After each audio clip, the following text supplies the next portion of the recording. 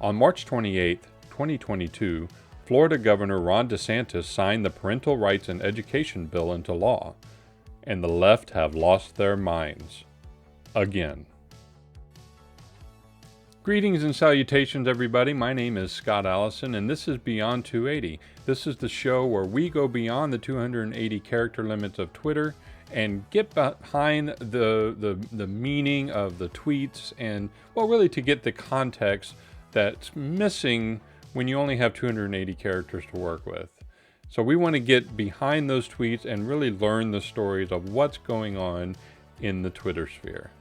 I wade through the crud so you don't have to get to the root of what people are saying on Twitter about politics, pop culture, or other culture, or whatever the topic du jour may be that day. Unless you've been on another planet, you've probably read or seen on the media or Twitter that there's some trouble brewing down in Florida, that they're trying to pass a bill that would make it illegal to say gay in schools. Well, at the center of this dastardly plot is the media's current antagonist. Current, right? Because they always have to have an antagonist. Neither here nor there. He's the arch-villain known as Governor Ron DeSantis. Well, on Monday, C-list comedians, actors, media pundits, and Ron Perlman, goodness gracious, whoo, that's scary. Anyway, their worst fears came true when Governor Ron DeSantis signed the so-called Don't Say Gay bill into law, apparently instantaneously murdering millions of LGBT people in Florida. The response was swift and deranged. Fellow governor from the state of California, Mr. Gavin Newsom, tweeted out the following: "This bill was born out of a lie that people become gay by talking about it." That's an interesting take, Mr. French Laundry. At what point did anyone say that people can become gay by talking about it? Anybody? Yeah, okay. He goes on, "But the harm it will cause LGBTQ kids is all too real. Hurting children isn't just un-American, it's monstrous." You know, this is kind of a weird moment, but I agree with you, Mr. Newsom. I totally agree with you, Mr. Newsom. Hurting children is monstrous, which is, of course, why Governor DeSantis signed this bill in the first place. It's not causing harm to LGBTQ kids. It's designed to protect all kindergartners through third grade, regardless of what their gender or sexual orientation is that the adults in their lives have told them that they are. Then there's Mr. John Cooper. He's a famous Democrat who was also the finance chair for Biden's campaign in 2016. He basically says, hey, Governor DeSantis is either a bigot or just an idiot for signing the Don't Say Gay bill into law. I guess is a question. Giving us two options here. Well, Mr. Cooper, the fact that you call it the Don't Say Gay bill makes you the idiot, as the bill has zero language like that within it. Sorry. Of course, there's Charlie Crist as well, he's running for the governorship of Florida on the platform of stopping division and hate. He had this to say: DeSantis just signed this bigoted and homophobic bill, Don't Say Gay bill, and yet here you are, spreading division and hate by lying about what the bill actually does. Kind of weird the way that works, huh? And speaking of people who are running for Florida office and just suddenly feel the need to jump up on a pedestal and scream, "Look at me!" Here's Daniel Ulfelder. I'm sure I'm butchering that name, but he's campaigning to become Florida's next Attorney General. He says DeSantis is signing Don't Say Gay into law right now. Let me be clear. Okay, Barack. 25 years of legal experience tells me this bill is unconstitutional. Wow, that's pretty amazing, because I was under the impression that the Constitution told us when something was unconstitutional. Look, I could go on all day about the complete meltdown over the signing of this bill. But after about 20 minutes, I would just go brain dead and probably just curl into a corner and start sucking my thumb, because Who wants to torture themselves like that? Well, instead, let's take a closer look at what the Florida State Democrats' official Twitter account, what they have to say about this heinous crime against humanity. As Don't Say Gay is signed into law, don't say gay, we continue to see uninformed Republicans claim that the reason for national outrage is because we haven't read the bill. We read it, so did medical professionals, educators, community leaders, and parents. Well, I'm a parent, so I guess that qualifies me to understand and read the bill. I mean, that's what the Democrats told me, right? I mean, well, let's look at what their full statement says. First of all, let's look at the verbiage in this bill, and just the bill is HB 1557. That's the designation of the bill. They twice respond to this as HB 1157. I'm not getting the warm fuzzies of trust that you would expect from, I don't know, an authoritative figure. Well, let's read it.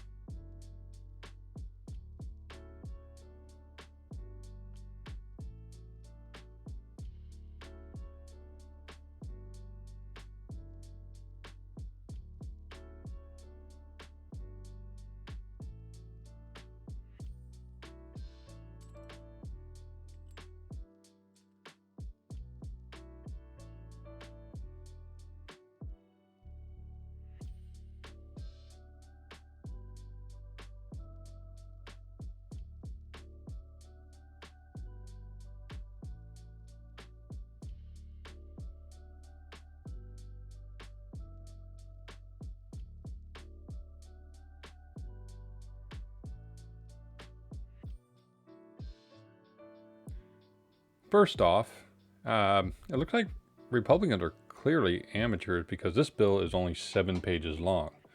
I mean, Pelosi wipes her butt with bills bigger than this.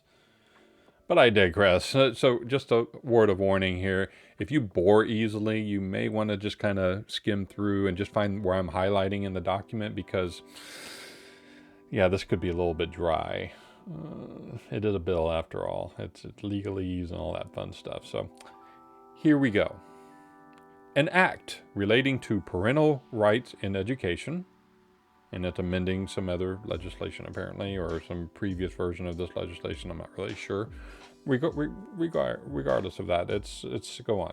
Requiring district school boards to adopt procedures that comport with certain provisions of law for notifying a student's parent of specified information. Okay, some transparency. Okay, good. Requiring such procedures to reinforce fundamental right of parents to make decisions regarding the upbringing and control of their children in a specified manner. Okay, so it's making sure that parents who have a fundamental right to raise their children how they see fit, make sure that this is reinforcing that. Got it. Okay. So far, this seems totally gay. Or not. I don't know. Prohibiting the procedures from prohibiting a parent from accessing certain records. So, again, more transparency. Providing construction. Providing a school district from adopting procedures or student support forms that prohibit school district personnel from notifying a parent about specified information or that encourage or have the effect of encouraging a student to withhold from a parent such information. Okay, so school boards and teachers and all that, they can't stop some, the notification of parents when something involves their student or their children. Okay. Is this gay? I don't know. I'm trying to find the gay part. I want to see the don't say gay part in this bill. Prohibiting school district personnel from discouraging or prohibiting parental notification and involvement in critical decisions affecting a student's mental, emotional, or physical well-being. Okay, so yeah, as a parent, I want to know if there's something going on with my child in any of those categories, the mental, emotional, and physical well-being of my child. Why wouldn't I? I think I wonder if this is where they're getting all upset. Prohibiting classroom discussion about sexual orientation or gender identity in certain grade levels or in a specified manner. Let's read that again. Prohibiting classroom discussions about sexual orientation or gender identity in certain grade levels or in a specified manner. Where's the gay? Where's the gay? You know what's funny about the Don't Say Gay bill? It doesn't say gay. Weird, huh? So I guess where people are upset about this bill in this one tiny bit of a larger bill, prohibiting classroom discussion about sexual orientation or gender identity. Neither one of those say gay, because as I understand it, you can be any of the rainbow of genders and not necessarily be gay. And the same token, the term sexual orientation could mean bisexual.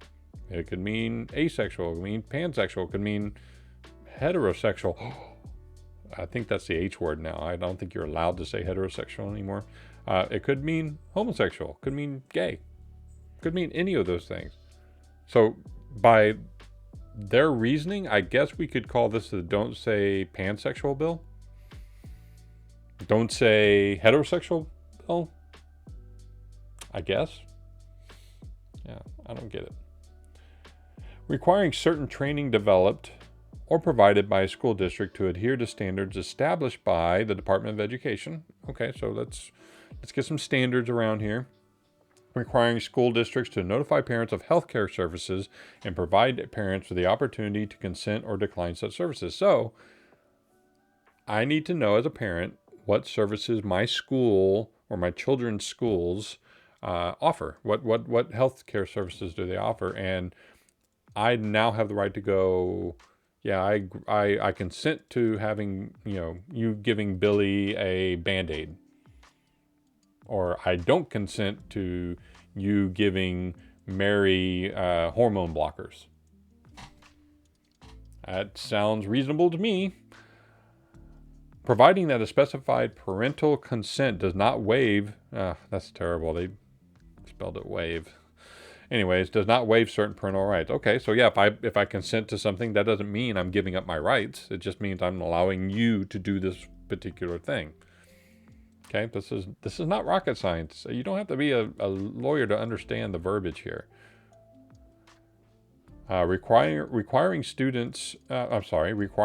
school districts to provide parents with certain questionnaires or health screening forms and obtain parental permission before administering such questionnaires and forms. Requiring school districts to adopt certain procedures for resolving specified parental concerns.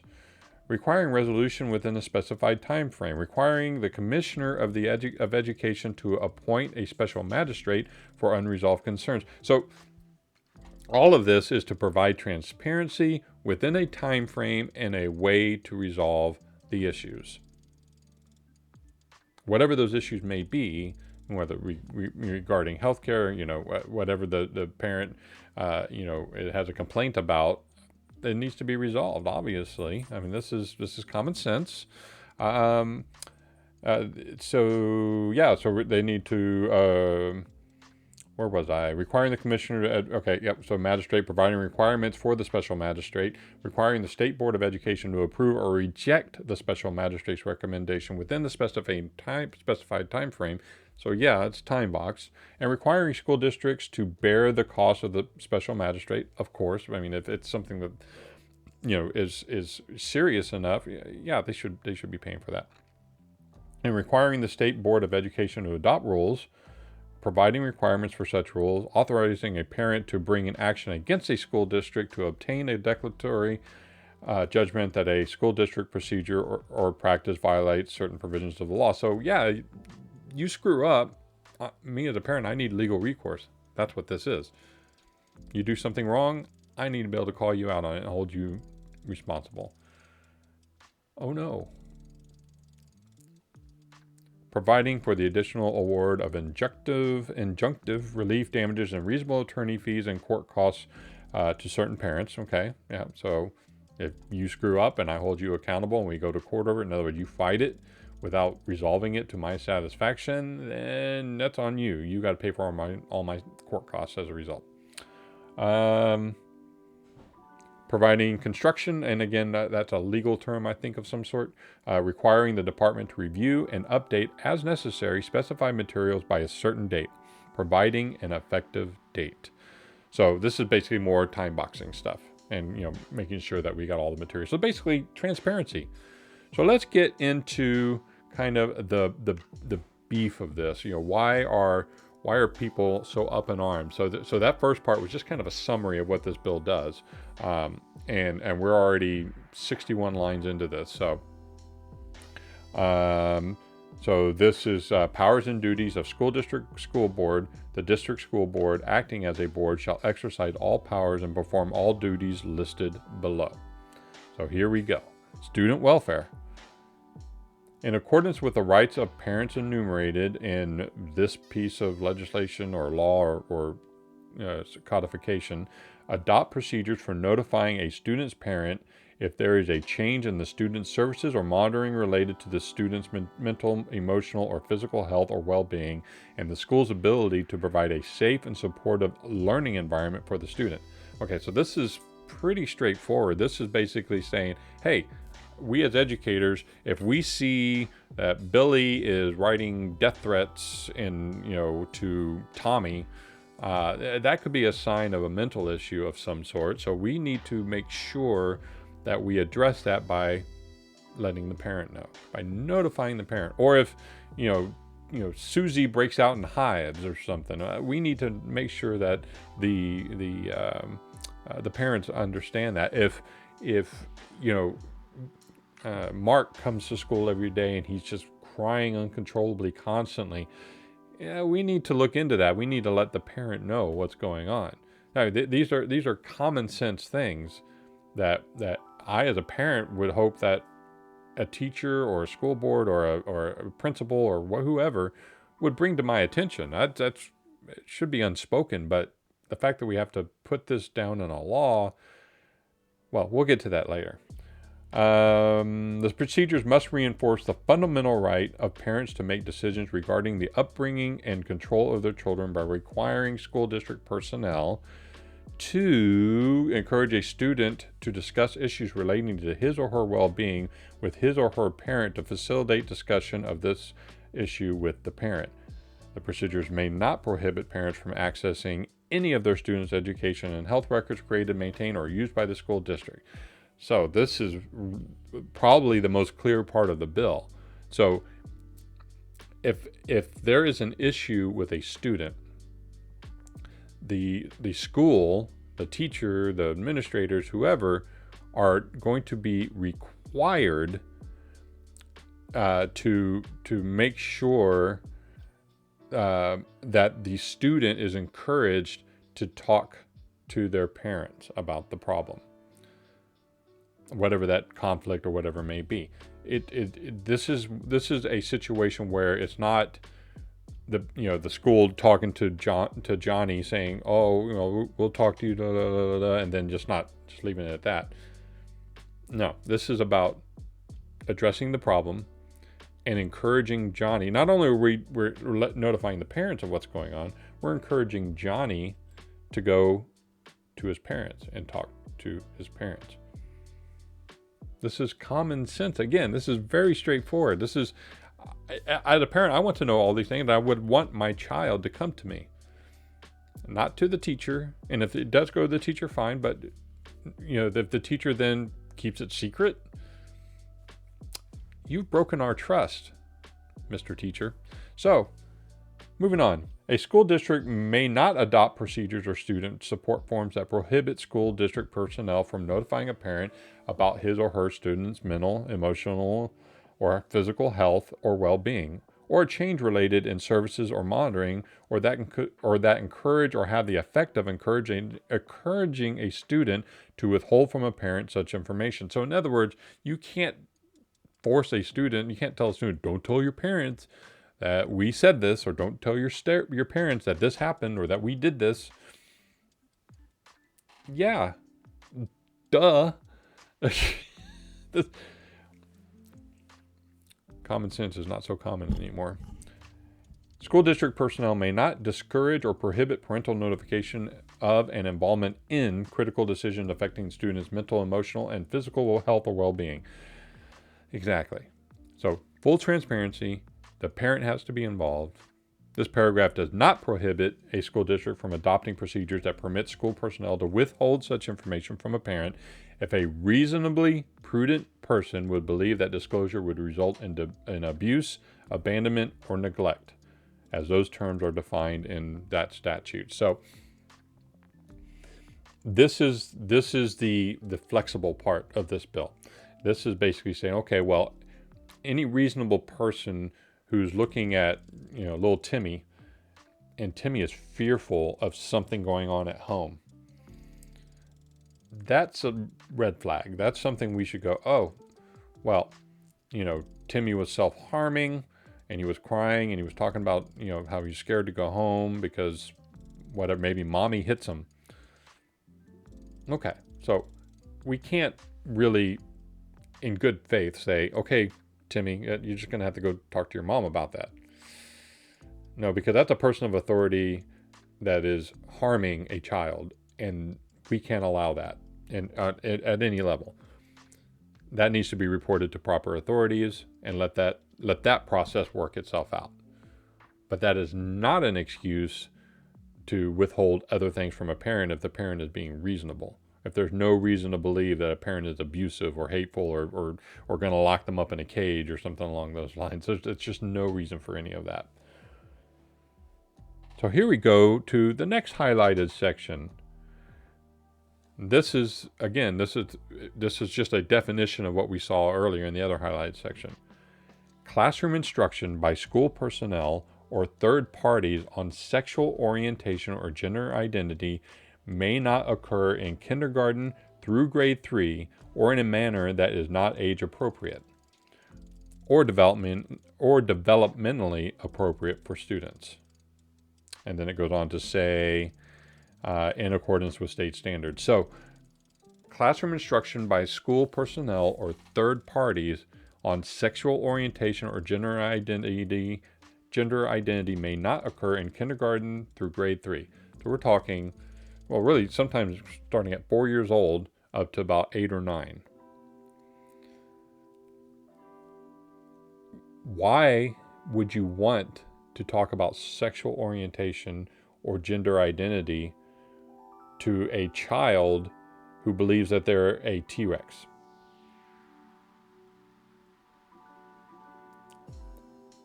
They have malleable little minds. Some of these kids are brilliant, but their brains are like clay at this point.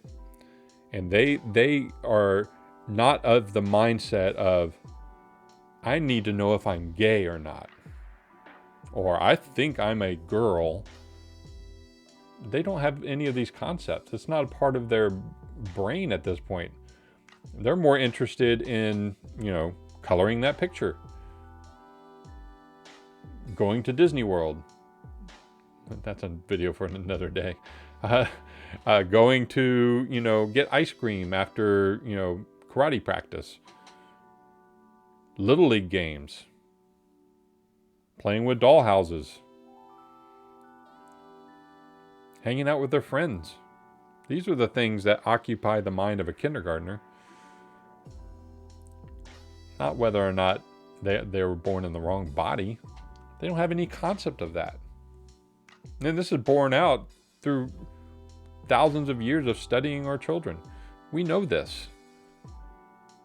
Why has that suddenly changed in the last decade? It doesn't really make any sense. And again, this language doesn't say anything about gay, doesn't say anything about heterosexuals, doesn't say anything about asexuals, doesn't say anything about gender fluid or binary or any of that stuff. It just says gender identity and sexual orientation. There's no gay in this bill. There's zero gay in this bill. It's lumping sexual orientation and gender identity into two very distinct categories. So they are not allowed to have classroom instructions about heterosexuals or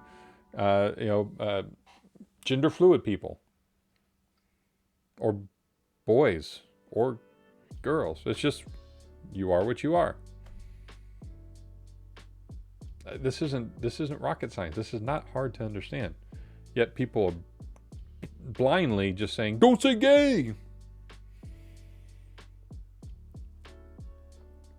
Student support services training developed or provided by a school district to school district personnel must adhere to student services guidelines, standards, and frameworks established by the Department of Education. Okay, that's pretty basic stuff. As you can see, most of this bill has nothing to do with sexual orientation and gender identity. Has everything to do with, being transparent to the parent, letting parent raise their children the way they see fit and not the way the school board see fit. That's what this bill is about. At the beginning of the school year, each school district shall notify parents of each healthcare service offered at their student's school and the option to withhold consent or decline any specific service. Makes sense to me. Parental consent to a healthcare service does not waive, and they spelled it correctly this way, not this way, but to waive the parent's right to access his or her student's educational or health records, or to be notified about a change in his or her student's services or monitoring as provided by this paragraph. In other words, I want to know when my child is not feeling well or is experiencing some sort of health issue or mental issue or whatever. I need to know that so I can take appropriate action, because that's my child. It's not your child, Mr. Superintendent or Mrs. Teacher. It's my child. So you need to tell me when things are going wrong, because I can't be there all the time.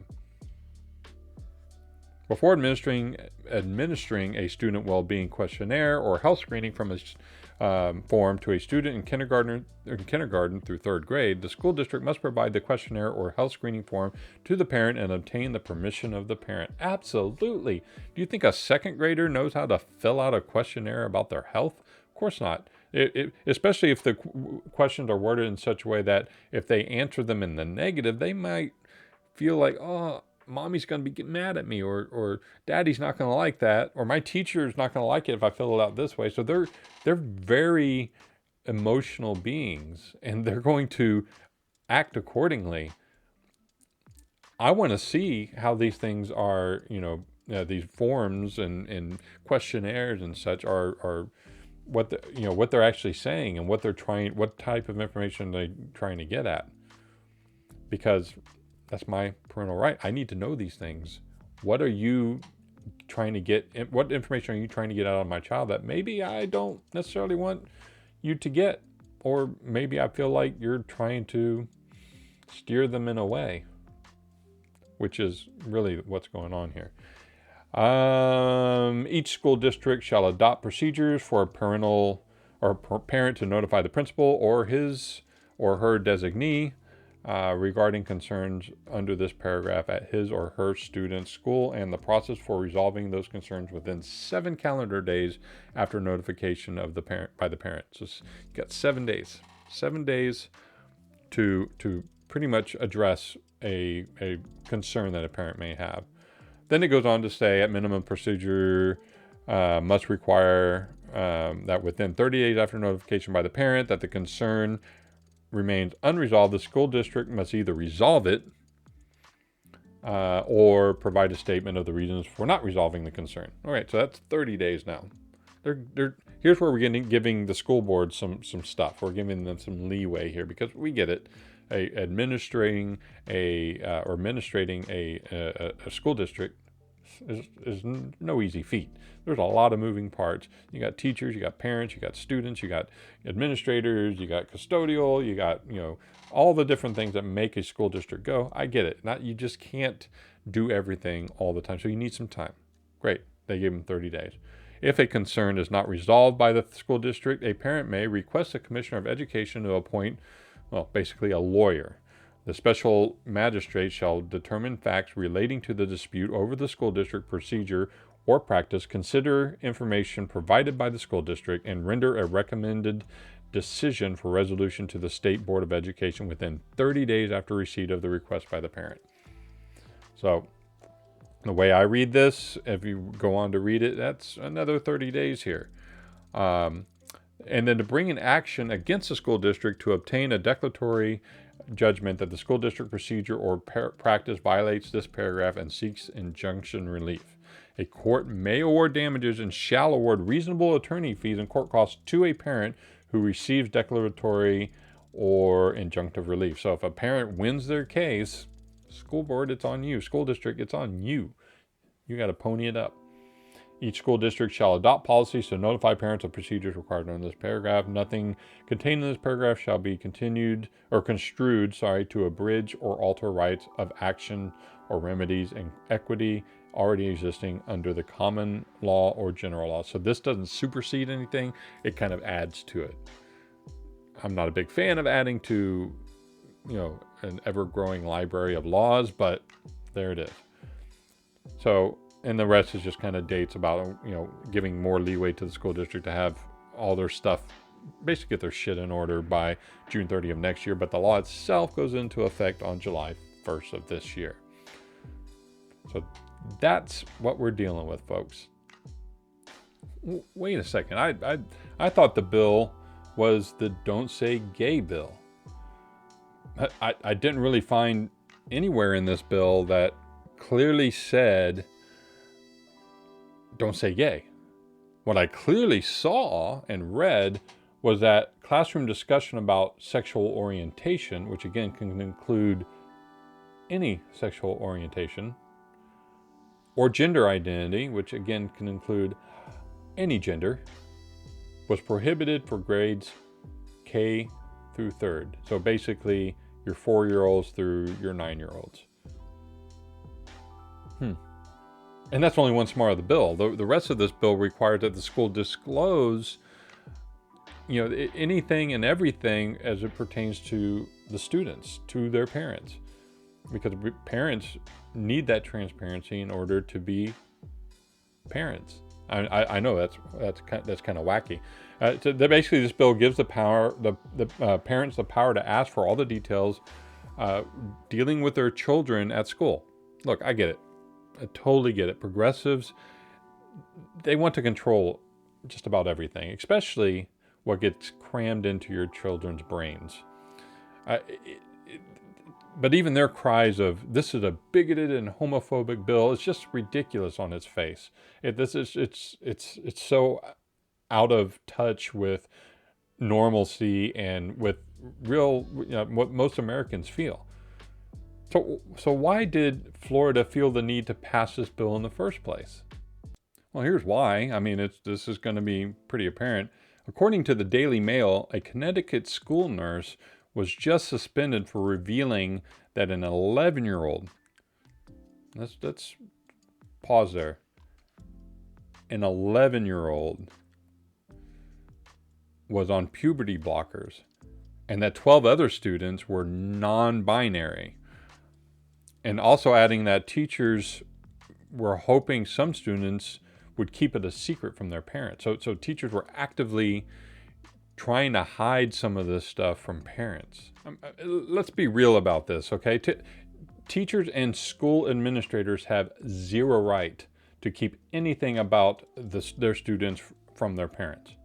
Again, unless there's, any reasonable person thinks there may be abuse going on at home or something along those lines, but they have zero right to keep anything else from their parents. What's happening in Connecticut is really happening all over the country. I'm not saying it's widespread. I'm just saying it's happening in lots of places. Where not only are there people who parents entrust to their children to teach them, they're out there actively promoting and encouraging radical gender identity ideas and sexual orientation. They're actively participating in providing children with drugs like these hormone blockers and medical procedures behind the parents' backs. They are encouraging these students to hide it from their parents. These are minors. These children have authority figures in their lives already, and it's their parents. But the teachers and schools are, in some cases, are encouraging that this is hidden from the parents. So based on that alone, every state should be passing a parental rights and education law. Every state. We need to stop this attack on children. We then need at that point to add some, just an enormous load of pressure and activism at the school district and state levels to push for school choice. And then to encourage more homeschooling, because clearly these school districts don't have the best interests at heart of our students and of our parents. It's mind-boggling. So how did we get here? I think that's kind of something we need to examine, and I think I've kind of nailed it, at least in my own mind. I mean, you can make your own decision on this, but well, how did we get here? Well, here's a prime example of how we got here. Watch this video from MSNBC.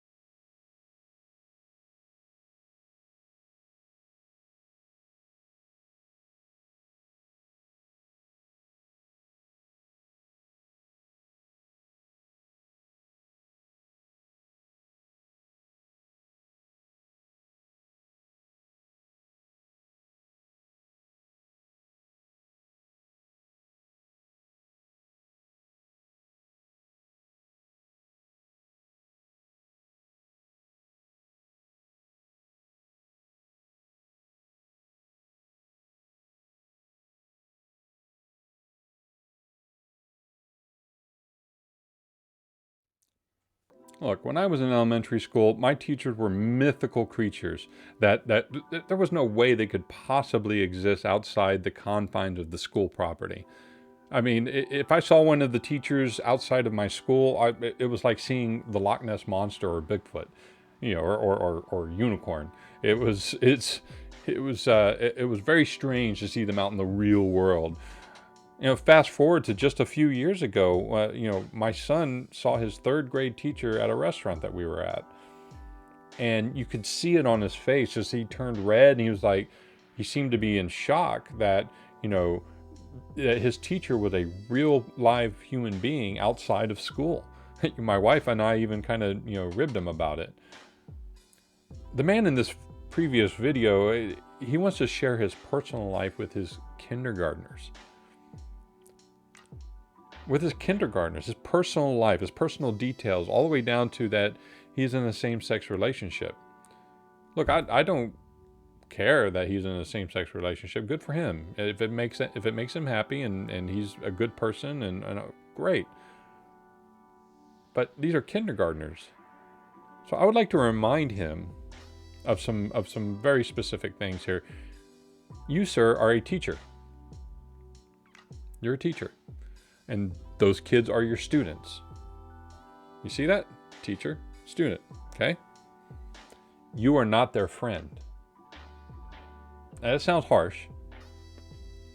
But they literally don't need to know anything about your personal life in order to have a teacher-student relationship. What they need from you is instruction on how to read, on how to write, how to do math. They need guidance on how to stay in the lines when they're in their coloring books, or how to sing along with Elmo. That's what they need. This is the root of the problem. This is the root of the problem. We have a generation of people that grew up with parents who wanted to be friends with their children. And this behavior has now manifested in teachers who want to be friends with their students. Parents, listen closely. We as parents can stop all of this madness by just understanding these things. You are a parent. Those kids are your children. Parents, children, two separate things. You are not their friend. That's a hard thing to say. It's a hard thing to hear, because you so badly want to be their friends. So many parents live vicariously, relive vicariously their childhood through their own children. You're crossing a line there. But you are not their friend. You are their parent. Which, to be quite honest, is actually better than being their friend. You're not there to make sure their every want is met.